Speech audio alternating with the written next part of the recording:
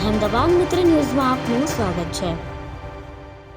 અહેમદાબાદ મિત્ર ન્યૂઝના સંવાદદાતા ઇકબાલ સાઈ ચામાડિયા મોરબીથી જણાવે છે કે મોરબી જિલ્લાના તાલુકા અને ગ્રામ્ય વિસ્તારોમાં પસાર થતા અનેક માર્ગો આજે પણ વિકાસની રાહ જોતા હોય તેવી સ્થિતિમાં જોવા મળે છે। ખાસ કરીને મોટા દહીસરાથી વવાણિયા ગામ તરફનો માર્ગ વારંવાર ખાડા, તૂટફૂટ અને ભંગાણની સમસ્યાનો સામનો કરી રહ્યો છે।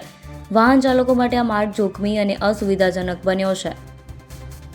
ઓવરલોડ ટ્રકોની અવરજવર તથા યોગ્ય આયોજનના અભાવે રોડ ટકાઉ ન રહેતા હોવાના પ્રશ્નો સામે આવી રહ્યા છે। ચોમાસા દરમિયાન તો સ્થિતિ વધુ વિકટ બની જાય છે।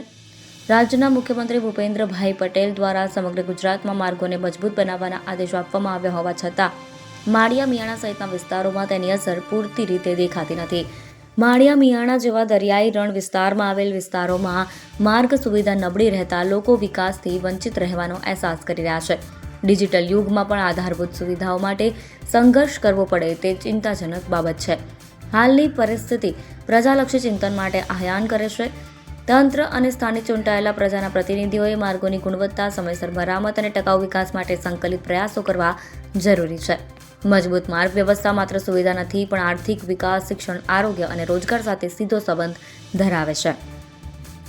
પ્રજા આશા રાખે છે કે વિકાસના દાવોને જમીન પર ઉતારી મોરબી જિલ્લાના ગ્રામ્ય માર્ગોને ખરેખર મજબૂતીની મહોર મળશે અને વિકાસનો અવાજ સ્પષ્ટ રીતે સંભળાશે।